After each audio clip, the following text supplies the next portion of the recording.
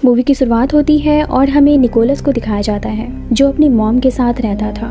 Nicholas के dad नहीं थे, पर निक अपनी मॉम के साथ खुश नहीं था क्योंकि निक की मॉम को निक से काफ़ी उम्मीद थी कि वो उसके बिजनेस को आगे बढ़ाएगा। लेकिन निक का इन सब में मन नहीं लगता क्योंकि वो अपनी लाइफ में कुछ अलग करना चाहता था। निक का एक दोस्त था जिसका नाम पीट होता है।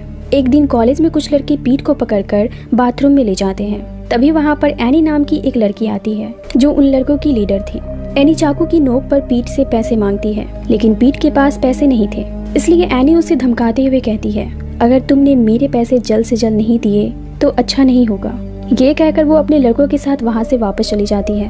अगले दिन निक को पता चल जाता है कि एनी ने उसके दोस्त को फिर से धमकाया है।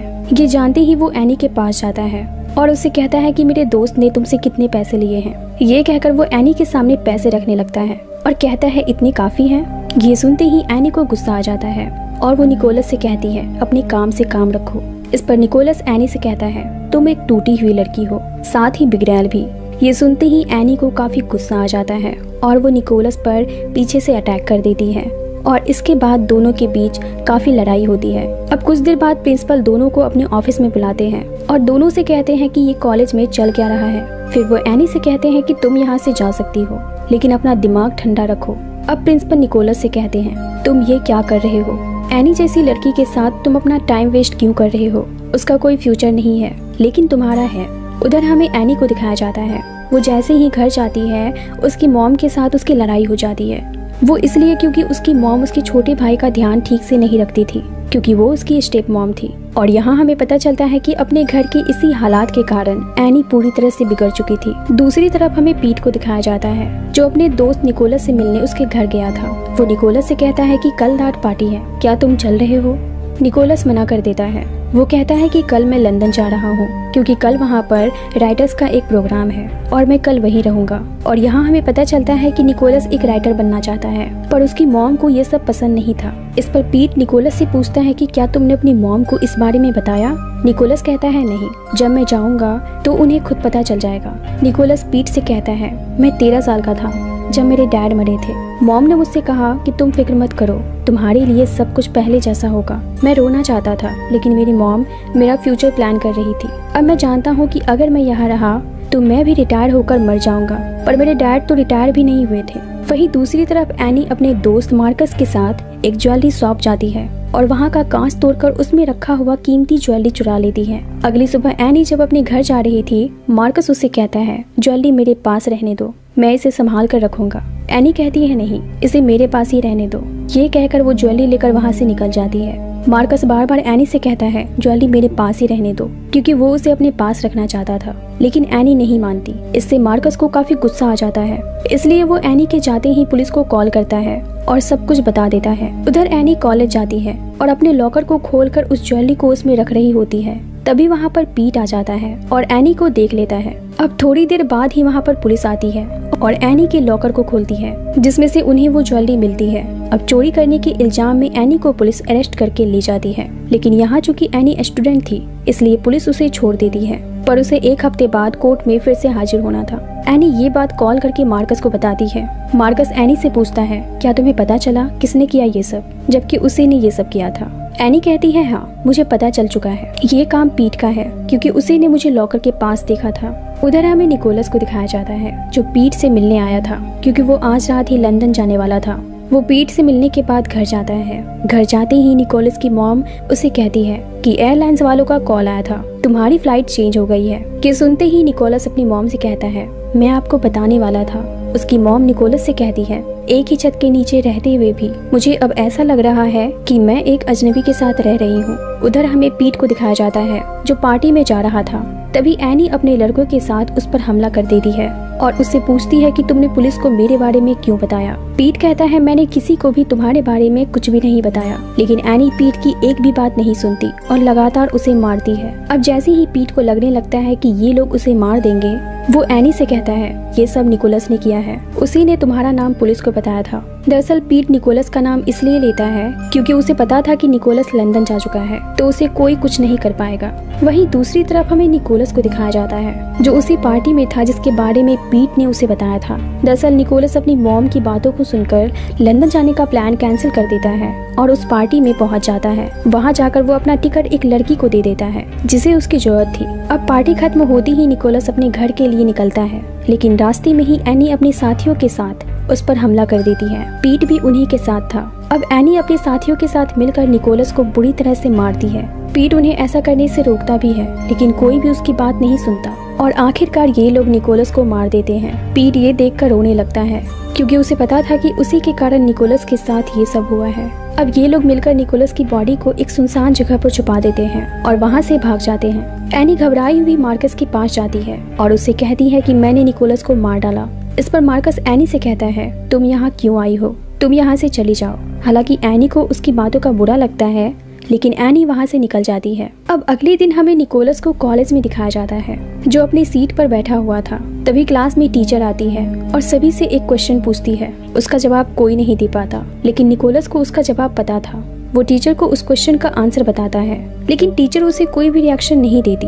ये देखकर निकोलस को थोड़ा अजीब लगता है और तभी उसे पता चलता है कि क्लास में कोई भी उसे नोटिस नहीं कर रहा है। अब वो सभी से कहता है कि तुम लोग मेरे साथ कोई मजाक कर रहे हो, लेकिन इसका भी रिप्लाई उसे कोई नहीं देता। अब वो जोर से चिल्लाता है और सबके पास जाकर हाथ हिलाकर इशारा करता है, लेकिन वो नोटिस करता है कि कोई भी उसे ना तो देख रहा है और ना ही सुन रहा है। अब निकोलस टेबल पर रखे हुए एक बुक को उठाकर जोर से सामने मारता है और दूसरे ही पल वो जैसे ही टेबल पर देखता है, वो बुक वहीं पड़ी हुई थी। अब निकोलस की टीचर सबसे कहती है कि इसका जवाब निकोलस दे पाता, मगर वो अभी है नहीं, तो इसके बारे में तब बात करेंगे जब वो क्लास में होगा। ये सुनते ही निकोलस हैरान हो जाता है। अब वो जल्दी से जाकर अपनी मॉम को कॉल लगाता है। रिंग हो ही रही थी कि तभी वहाँ पर प्रिंसिपल आ जाते हैं। फिर अचानक फोन की घंटी बजती है। प्रिंसिपल फोन उठाकर बात करने लगती है। निकोलस देखता है कि वो फोन जिसे उसने उठाया था, वो फोन प्रिंसिपल के हाथ में है, मतलब कि निकोलस के हाथ में फोन था ही नहीं। वो सुनता है कि फोन पर उसी की मॉम है, जो प्रिंसिपल से पूछ रही थी कि निकोलस कल रात से घर नहीं आया है। प्रिंसिपल कहते हैं, मैं क्लास में देखकर आपको बताता हूँ। अब निकोलस वहाँ से भागता है।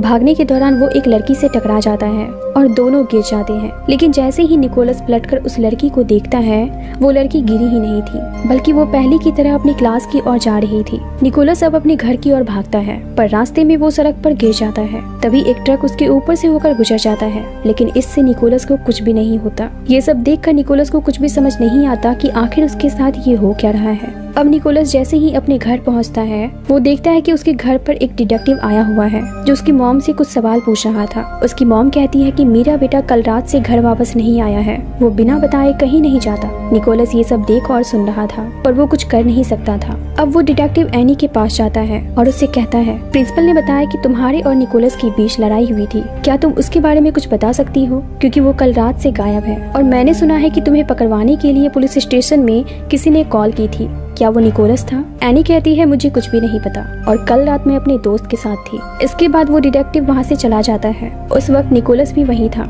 अब वो एनी से पूछता है, क्या तुमने मुझे इसलिए मारा क्योंकि तुम्हें लगता था कि मैंने तुम्हें पुलिस से पकड़वाया है? ये कहकर निकोलस एनी को छत से नीचे धक्का दे देता है, लेकिन जैसा निकोलस ने सोचा था वैसा कुछ भी नहीं होता। दरअसल एनी अभी भी वहीं खड़ी थी। ये सब बस निकोलस का हैलुसिनेशन था और कुछ नहीं। अब निकोलस अपने घर जाता है और बेड पर लेट जाता है। तभी उसके कमरे में उसकी मॉम आती है और निकोलस के द्वारा लिखी गई पोएम्स को पढ़कर वो काफी इमोशनल हो जाती है और वहाँ से चली जाती है। तभी निकोलस देखता है कि एक छोटी सी चिड़िया उसके कंधे पर बैठी हुई है। वो प्यार से उस चिड़िया को अपने हाथ में लेता है। उसे उस चिड़िया को देखकर काफी खुशी होती है कि कोई तो है जिसने उसे महसूस किया।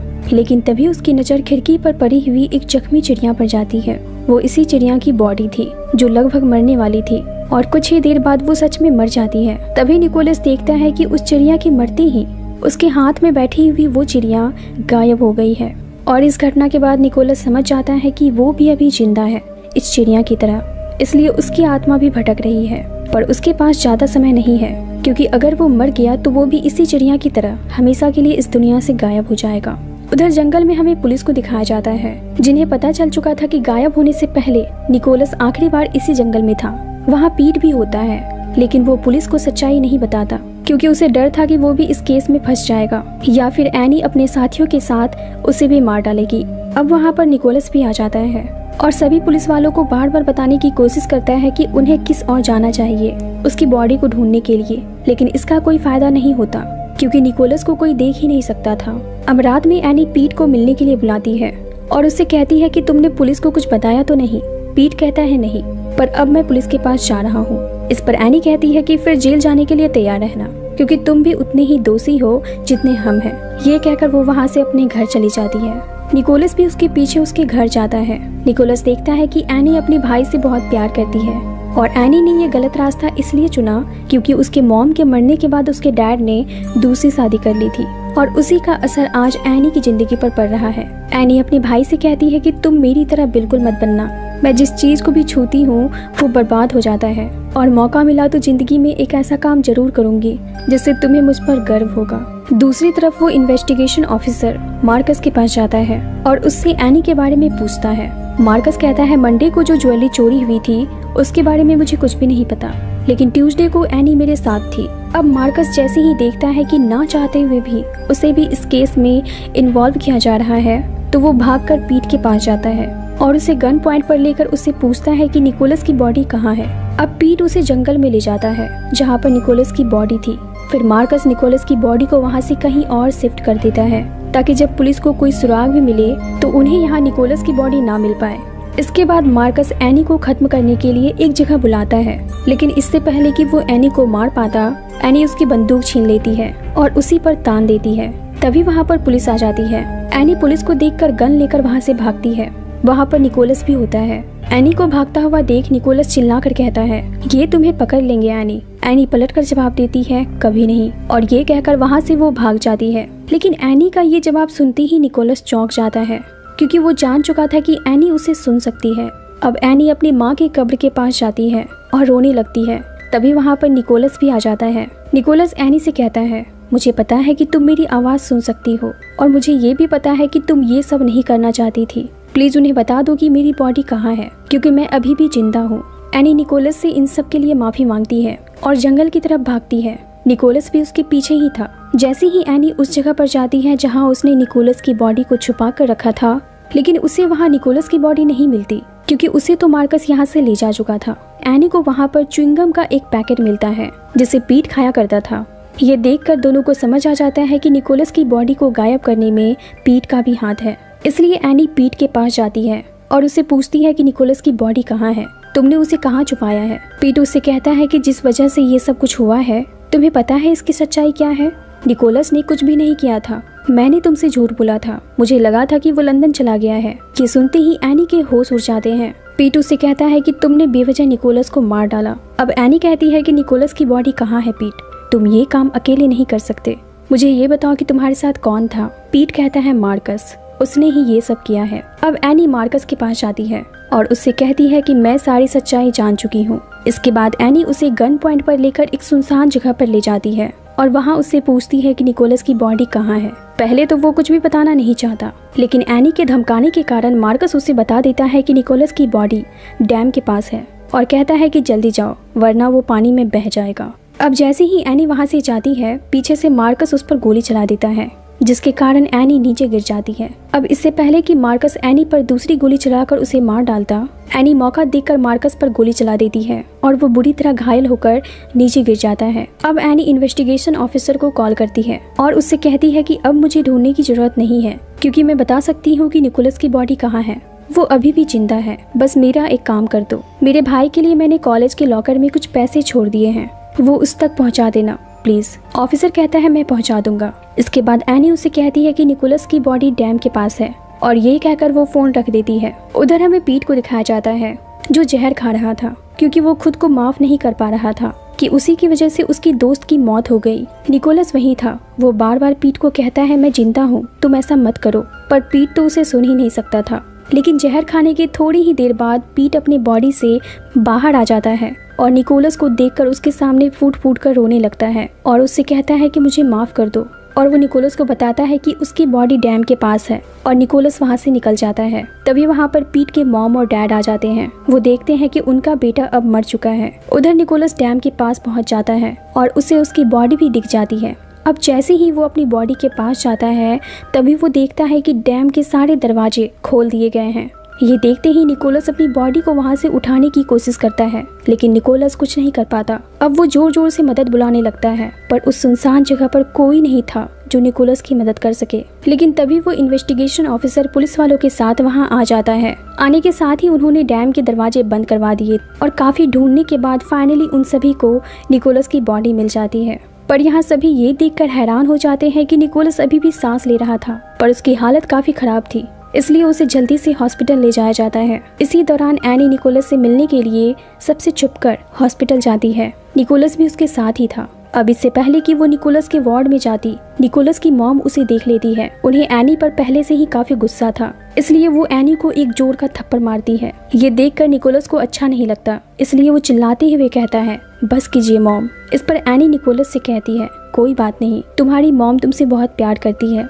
ये सुनते ही निकोलस की मॉम उससे कहती है, तुम ये क्या कह रही हो? निकोलस एनी से कहता है कि इन्हें बताओ, मैं यहाँ हूँ। अब एनी उसकी मॉम से कहती है, निकोलस यहीं है और वो सब कुछ देख और सुन रहा है। निकोलस की मॉम कहती है, ये तुम क्या बकवास कर रही हो, मैं तुम पर विश्वास नहीं करती। इस पर निकोलस एनी से कहता है, तुम इन्हें बताओ कि मेरे गायब होने के बाद वो मेरे कमरे में आई थी और जिंदगी में पहली बार इन्होंने मेरी लिखी हुई एक पोएम पढ़ी, लेकिन पोएम पूरा करने से पहले ही काफी इमोशनल हो गई। मैं उस वक्त वहीं था और इस वक्त मैं यहाँ हूँ। और कहता है कि डैड के गुजर जाने के बाद आपने कितना बुरा वक्त देखा है, ये मैं कभी समझ ही नहीं पाया, लेकिन अब मैं सब कुछ समझ चुका हूँ। ये सब सुनने के बाद निकोलस की मॉम एनी से पूछती है, तुम्हें क्या चाहिए? एनी कहती है कि मुझे बस 1 मिनट के लिए निकोलस से मिलना है, मैं उसे वापस ला सकती हूँ। और वो निकोलस की मॉम को अपना जख्म भी दिखाती है। ये देखकर वो एनी की बात मान लेती है। अब एनी अंदर जाती है और वो निकोलस की हालत को देखकर काफी रोने लगती है। फिर वो निकोलस के पास जाकर उससे कहती है, मुझे माफ कर दो, मैं ऐसा बिल्कुल नहीं चाहती थी, तुम प्लीज वापस आ जाओ। ये कहकर वो निकोलस के कंधे पर सर रखकर सो जाती है और फाइनली थोड़ी देर बाद निकोलस को होश आ जाता है। निकोलस एनी से कहता है, मैं तुम्हें देख सकता हूँ। एनी उससे कहती है कि निक, मैं एक अच्छा काम करना चाहती हूँ। निकोलस कहता है, वो तुमने कर दिया, मेरी जान बचाकर। ये सुनते ही एनी को राहत मिलती है। अब निकोलस तो बच गया था, लेकिन एनी की मौत हो जाती है क्योंकि गोली लगने के कारण वो काफी जख्मी हो गई थी और उसका इलाज भी नहीं हुआ था। इस तरह अपनी जान की परवाह किए बगैर एनी निकोलस की जान बचाती है और अपनी जिंदगी में एक अच्छा काम करने का सपना भी वो पूरा करती है।